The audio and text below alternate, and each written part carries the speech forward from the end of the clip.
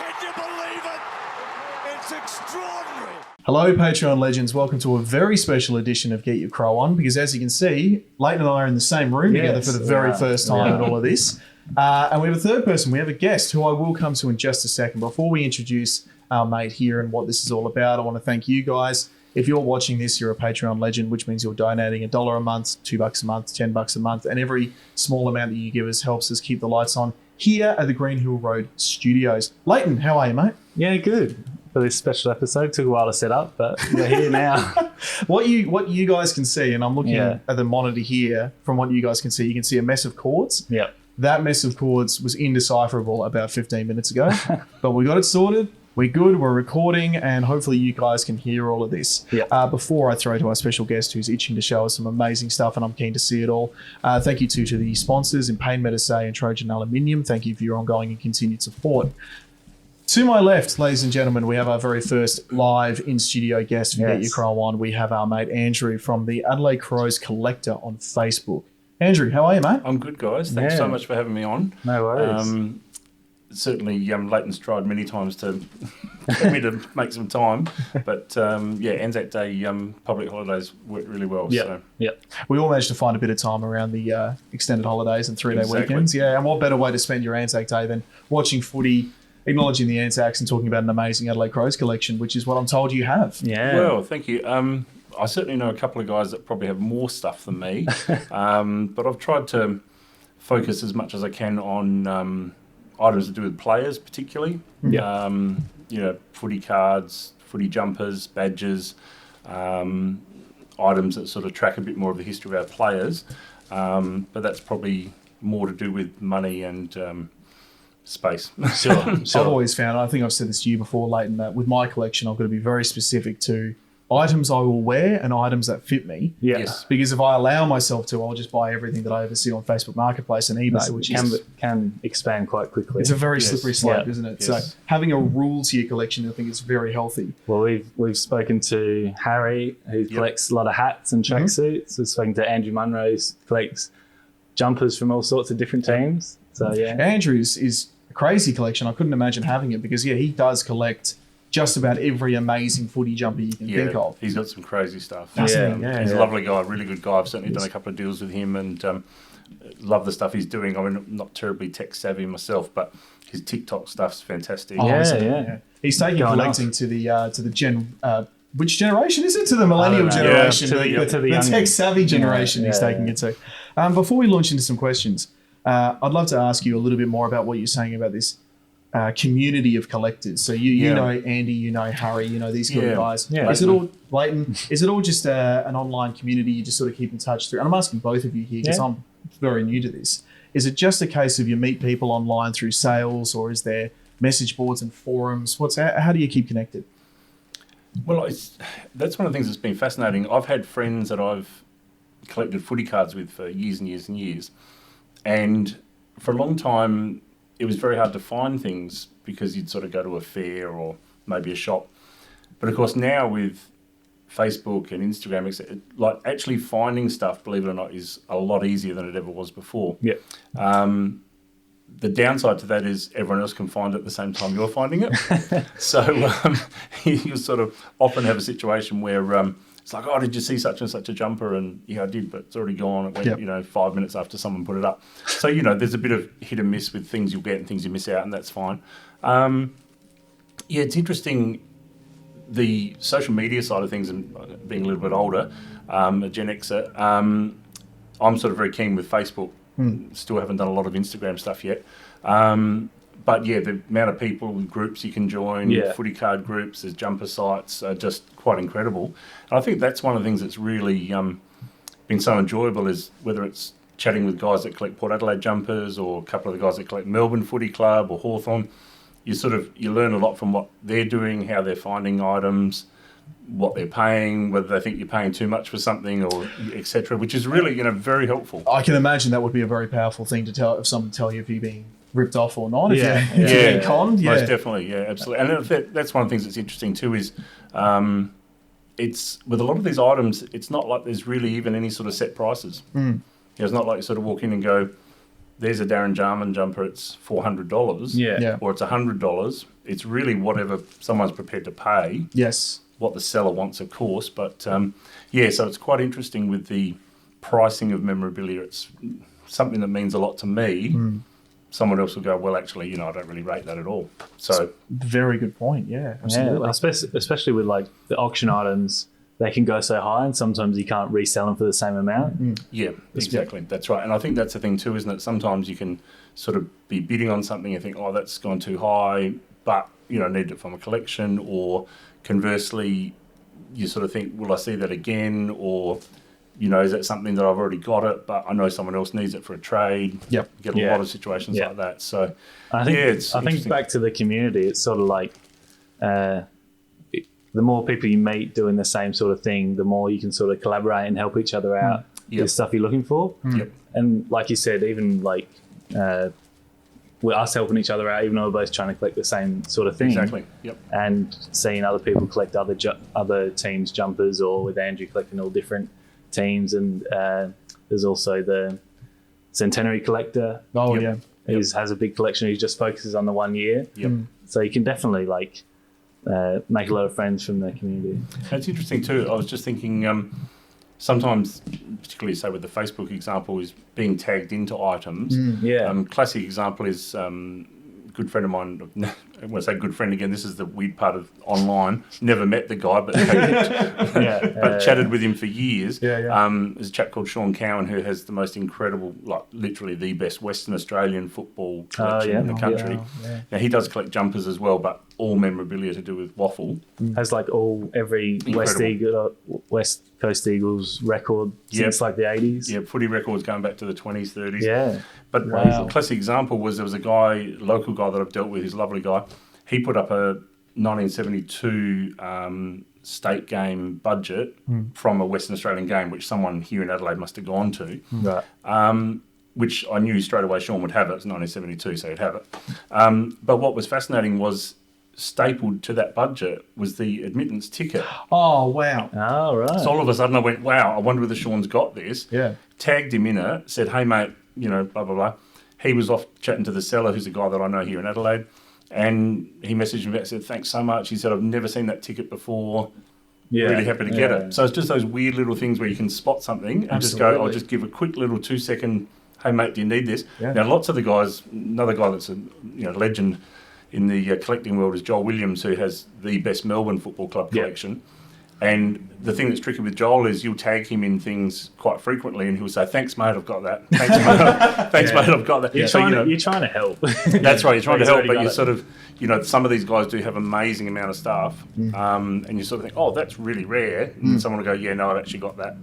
That's such incredible. And such membership. I've got a membership from 1964 when we last won the premiership, all that sort of stuff. I love the idea of finding the ticket attached to the thing. I'm blown away by that, because that is like walking into a Salvo's, finding a very nice jacket, but then finding a $100 bill in the top pocket. That's right. It's not quite a bonus. It's an item in and of itself that you would love to get. That's right, exactly. Well, we should push on, mate. We've got some questions for you before we start seeing this amazing collection. Some of which I've been sort of trying not to look too hard at. It's sort of scattered around the room. I don't want to hear the stories about it. We're going to find out, were you a Crows supporter from day one? Yeah. Yeah. So I follow Sturt in the SNFL. I won't judge you for that. I won't hold that against you. And I followed Hawthorn before the Crows because my father followed Sturt and followed a Sturt player to Hawthorn in the 50s. Long story, but and then I followed sort of that a little bit, but then I followed Rick Davies when he went to Hawthorn for those 1 or 2 seasons when he was sort of past his best, but like a lot of guys went and took some decent money. So I'd always followed Hawthorn, and that was the tricky thing because here's Hawthorn who are winning like premiership, 88, 89, those other earlier 80s ones. So as a Hawthorn supporter with no Crows to follow, it was a great period to actually be following that team and loving, Peter Curran and Dermot Brereton and all the champions that they had. But what was fascinating was you sort of followed that VFL team, particularly back then when it was VFL, but you didn't really ever go and watch them play. Yeah. The closest you'd ever come would be maybe watching Brereton at a state game. So I think that was something that when they formed the Crows, they probably never really knew how well it would take off. Yeah. Would the SNFL fans get behind it? Wouldn't we? So the idea that you could actually go and watch this team play in this as it obviously pretty much was an expanded VFL, but you could actually go and watch these guys every week. And of course, that first team having such a SANFL flavour where they were told, you know, you have to get ex-SANFL players. Because the VFL back then, well, it's technically called the AFL, but they were so worried about us being too strong too quickly. Which backfired on them very quickly, I think. Considering we should have won a grand final within 3 years. Yes, that's right. With that exclusive SANFL team. Yeah, that's right. We're very close. And I think the other thing that people forget is that although 97, 98, you know, we had a lot of guys that played really well who were sort of just coming through at Goodwin, Brett James, these sort of players who were very good footballers. But when you look at that top talent group, we did recruit really well. You know, Ben Hart, Sean Wren, got back Darren Jarman. And they were sort of there from the start. That's right. And they were there. They were that group of players, a bit like Port Adelaide, where they were told, you can choose this group of juniors and you can put them in your back pocket. And luckily, you know, a lot of those guys obviously became superstars and now in the Australian Football Hall of Fame, they're that good. So, yeah, that whole recruiting thing was very important. And I think that sort of, you know, that really helped get Adelaide off the ground in terms of, sounds terrible, but people love success. And, you know, I often think teams like Fremantle who very well supported but just haven't been able to win that flag yet. I often wonder something similar with the Gold Coast. If they played in the grand final, the GWS did, I wonder if they would have fans now, you know, not more fans, fans. That's right, exactly. Leighton, should I throw to you for a bit, or do we want to go straight into the looking at all the goodies around us? Yeah, I guess I was going to just ask, like, what was the first thing you started collecting, either as a kid or whether it's Crows related? It's probably footy cards, to be honest. I think footy cards back in the day were very much product based. So, you know, you went to a game, you bought Big Ben pies. They said, here's your Sturt cards or here's your Glenelg cards. You know, there was football cards in flapjacks, you know, little pikelets. You know, you had various other SANFL memorabilia that was being sold. Your cigarette companies, chewing gum, all those sort of things, exactly. So all the Scanlon's cards were super famous. And again, even though that was VFL stuff, you could buy them here in the local shops. So, you know, my vintage, I could buy 1978 Scanlon's cards at my local shop. Jeez, they'd be worth a bit now, wouldn't they? Oh, yes. Yeah, they are. The 70s. Full set. Condition. That's right. Condition's the key. Yeah, a lot of kids had them, but rubber banded them, put them in their pocket. So it's interesting. Yeah, there's definitely good money in those cards, especially for product based. Like if they're right next to on a cigarette packet on anything to do with food, it can easily deteriorate. Right. Yeah, of course. So I suppose that's where I sort of started out. And a really good friend of mine, Stephen, and I sort of then both, once Crows came in, became like footy card collectors of Crows, this new team. So, you know, the classic 1991 first set, which has the most interesting selection of players. I'll just quickly mention one. I haven't brought a card of him today, but they were choosing who to take photos of. So there's 9 players plus 2 club logos. And the sad thing is one of the players who was a great player, Peter Bennett, namesake, in terms of last name, he is on a footy card.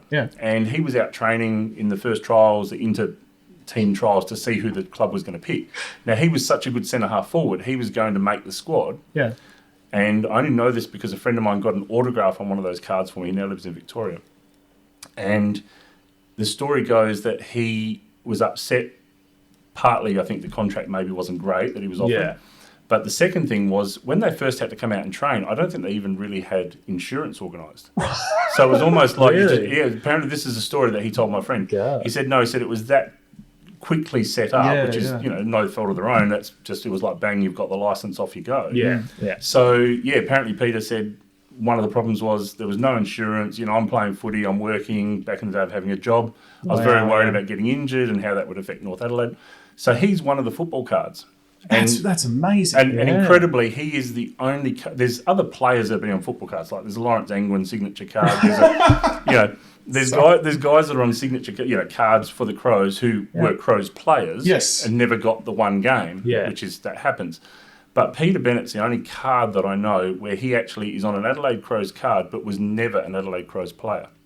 That's amazing. Because he wouldn't have signed a contract, so he wasn't a player. That's right. Never signed the contract and then said, no, that's it, I'm not interested. But because he was there at Footy Park when the cameras were out. That's right. And they probably went, who's a guy that's a good player? Oh, this guy's a good player. Take a photo. The other ones, there's a couple of great cards in there. Obviously, McGuinness and McDermott, who are obviously captain and vice-captain. But the other two that were interesting that they never put on the first set was Andrew Jarman and Scott Hodges, who are obviously two of the other biggest names that you were going to have at the club. Yeah. But Romano Negri got a card, Okay. which was fascinating. And Clayton Lamb, who I think played 1 or 2 games, a good player for Westies and Glenelg. Yep. So, yeah, it was just one of those unusual sets where you sort of look back on it history-wise and you go, some very interesting choices. Whoever said, okay, you're on a card and you're on a card. And, I mean, you spoke before about the great recruiters. Maybe those same guys, those great recruiters for the Crows, weren't there on the night saying, come and chat to this guy. Yeah, this guy's, it's really strange. This guy's clearly a star for the future. His name's Lawrence Angwin. Come on over, Lawrence. That's Get your photo taken. Yeah, exactly. So, it's quite fascinating how, certain guys get chosen. And the other one that actually, in retrospect, I always thought was disappointing, and I know you've had Graham Corns on previously, but that series of cards is quite rare because it does actually have a coach card. Okay. So there's a Kevin Sheedy card and there's a Lee Matthews card. But the Corns card, on the back of it, it mentions Graham Corns, but on the front, they just used one of the two Crows logos. So you had the cartoon logo and the other one. So I don't know whether he just said he didn't want to be on the card, which is possible, or whether they just forgot to get a photo. It but sounds very much like Graham from what I remember of him, to be honest. He would just flat out go, it would have been good seeing, because he would have wore the Crows Guernseys, as you saw in a lot of photos, even just like the long sleeves you might have seen. So just as a history point of view, I thought it would be lovely if the first coach, if he had been on there, but he may well have just said, no, I'm not interested. I'm too busy trying to get this team up and running. Who knows? But that would be a good question to whether he ever actually got asked to be on it. It was a busy period for him back then. Yeah, it would have been. All right, shall we start with what you've brought? Yeah, so I thought I'd try and show a couple of things that I know of, some of the earliest memorabilia you can find. Yeah. And I'll just put that one up first because that is the program. Wow. For the first ever trial game between the green team and the blue team. Wow. Unbelievable. And has all the players obviously listed, and it's literally just someone's typed it up and they've printed off some, however many copies they did to hand out to fans, the handful of fans that would have turned up to actually watch the watch the game. Well, give them those handout stuff. You'd never see them in good condition. No. And very few people would have kept it as an A4 piece of paper. And very few people would have gone to the game. I've got two of that here. But we'll try and get a close-up for the edit. Yep. Yeah. I tell you what, when I get a budget or when I get a record, it's destroyed by about half time. It's folded to the team listings page, and then shoved to my back pocket, and then at some point I spill a beer on it, and then it's raining, and it's never in this amazing mint condition, as you can see, ladies and gentlemen. That's incredible. I want to look at some of the names that were playing. So there you go. So straight away, green team has Peter Bennett, number 8, at the top there. Matty Liptak. Yep, Liptak. And of course, the fascinating thing of this is the guys who were out at training but didn't make the squad. So Michael Whitfield, who was at South Adelaide. Right. Yeah. Who else? McGregor Grummett's on there, who was from South Adelaide. Darryl Heath, I think, was South Adelaide. Rudy Manderbaker from Centrals, of course, was a great forward. I love the small detail of whoever's on the interchange starting has brackets that in brackets. Because there was not many rotations back then. So no, that's right. You wouldn't have noticed other guys that made the list but never got a game, like Trevor Clisby, who was a great North Adelaide defender. Who else I know the name Clisby. Just trying to think who else was on there that didn't. Oh, George Fiarchi, who obviously was training, a great Port Adelaide player. Who else? So there's Brian Hareda's on there, who was from Centrals as well. Wow. So there's a handful of guys there that were out there trying out for the squad. And this was 18th of January, 1991. Very 18th early, of January, so very early trial. And I believe you have a jumper from this trial. I do. Well, it was not. This was before the Crows came up with the Crows. So they probably were doing the jumper, but I don't claim this as being necessarily worn. Yeah. There may be some DNA on it. Who knows? But quick story of this. I don't know if you can see that. Oh, let's. So that's the Woodville Warriors. So that's the green team. Right. Wow. So that's the green team. So did someone just go down to? Yes, Bill Sanders. So Bill Sanders was the general manager at Woodville. Right. Woodville had just become Woodville West Torrens for 1991. So straight away, that was never going to be a club anymore, sadly. Right. And so Bill Sanders obviously must have organised to get a handful of jumpers, however many numbers are here on that list. Now, it's interesting, on the 2 trial games they played, Scott Field, who actually, I'm not sure whether he made the Crows team. I think he did make the list, but he was a great Sturt player. Sadly, he's passed away. But he's number 10. And then the other interesting thing is that on the second trial game, number 10 is Mark Bickley. That's a lot more detailed in the second trial game. The second trial. So that's the second one. Wow.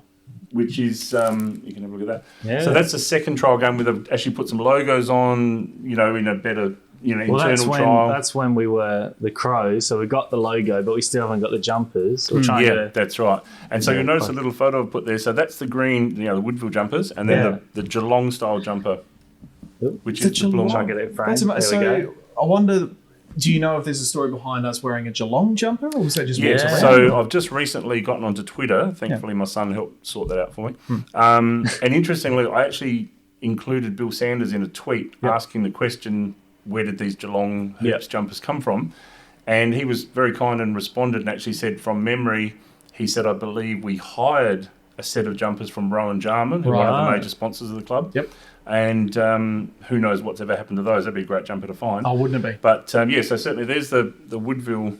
Wow. Number 10. Who was Woodville number Warriors. 10? Number 10 was Scott Field. Yeah, Scotty Field, and then also we think Bickley wore it as well. Yeah, Bickley. Unfortunately, the actual player who would have worn this for Woodville, I can't remember his name, but I think he played some reserves games, so I think that's why a lowish number was available for the Crows side of the trial game. But yeah, so there you That's go. amazing. Fascinating little. It's one of my favourite parts of collecting is that you, in your hands, you have. I mean, it's a fantastic looking jumper for a start. I've always really loved that old Warriors jumper. Yeah, it's great. But it's a literal piece of history that you can trace back to an actual example, an actual game, an event that happened. Particular season. Yeah. Yeah. And you can trace it back and trace back the story. That's incredible. And sometimes that's like the story behind the jumper. The more you find out, like even if you've had it for years, you might find out more and more about whatever you have. Yeah. So there you go. So there's the blue trial and the green trial, which was obviously to work out who was going to make the squad, and that would have been, and of course the famous story as well is that apparently Mark Bickley was one of the last choices they made in terms of slots. Yep. Future captain, I'll obviously. just quickly go on to another sort of A4 program, but that's the big trial game, which was the Essendon Crows trial game. Yep. Again, just your A4 piece of paper. So yeah, again, fairly hard to find because people are just throwing it out. Absolutely. I'm still in awe of how good a nick that's in. But that was a massive trial game. That was like a 40,000. I think that's when they sort of went, this is probably going to go really well. And in fact, I think on one of Leighton's videos, there's that classic line where Max Bashir or someone is asked a question about how successful the trial match had been, and someone says, "Oh, you'll need to." Something about how much more money they're going to make out of the fact that they've had so many people turn up, which was fascinating. There is that great line in the commentary of as they zoom out of Footy Park and see the boulevard at full, backed up all the way down South trial Hill. game, Amazing, isn't it? And as you say, at a time when people weren't really sure how this was going to look because they were cannibalising the beloved SANFL clubs. That's right, exactly. You weren't the only bloke at the time that had a VFL team that you supported as well, and all of a sudden you're barracking for the opposition. That's right. But I think it speaks to the fact that there was an appetite in Adelaide for a professional, high quality team to go at it with the VIX national competition. You can't just, it's not just you have a somewhat connection to it you watch on TV, but you can't really go to a game. Exactly. So then I'll just quickly lead into, this is the one piece of memorabilia that a lot of people do have, which of course is the first ever footy record from the Hawthorn game. Just a bit higher. So we're trying to get a good angle of it. Look at that. So the first Hawthorn game. Which, look at those two best of friends posing together for a photo. Look classic. at that. So there you go. So the old history makers, history making leaders, I should say. So a lot of people do have that piece of memorabilia, but it's still a great item in terms of one to have hung on to. Absolutely. I might just show you this because I've literally got this last week. Obviously, we now refer to the Crows Cheer Squad as a supporters group. Yes. But this was on eBay, and luckily I put a bid on it and got it. The Crows chant. Look at that. Crows chant, and it's the Cheer Squad. What's the AK-47 and the... Now, interestingly, the guy who I've just been talking to who was involved in this, Phil Herden, I think his name is. I haven't met Phil, but he's been messaging me, which is great. And he actually said he copped a bit of heat for this edition from Bill Sanders. He said he got called into the office to say, hey, tone it down a bit. But as everyone will remember, Eddie Hocking had the nickname Scud Missile. Yes. And this is all Gulf War, I was 1991 Gulf War stuff. So, he's standing on a poor Iraqi. Yep, standing on an Iraqi. Operation, instead of Desert Shield, AFL Shield. And interestingly...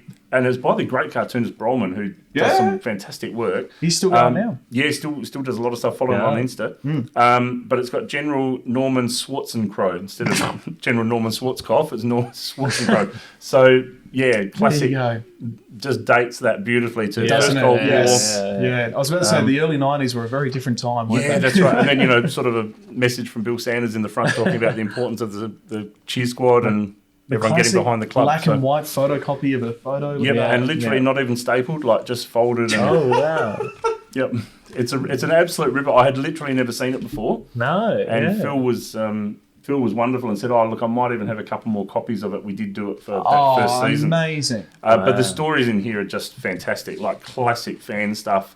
Talking about the upcoming games and what it'll be like out at the Western Bulldogs Oval, or what it'll be like at the Rabin and all that sort of stuff. So yeah, just a great little read, that one, and that's a new find, which was terrific. Well done. Yeah. So I whizzed one more jumper. Yep. I don't know whether Leighton's actually even seen this yet, but I got this in a deal recently. So this is the first training jumper. Classic Look at that. training The jumper. classic hire. Yep. They just want to get that beautiful navy crow in. Show it to all the angles. There we go. Yeah. Look at that. So there's the 91 first training jumpers.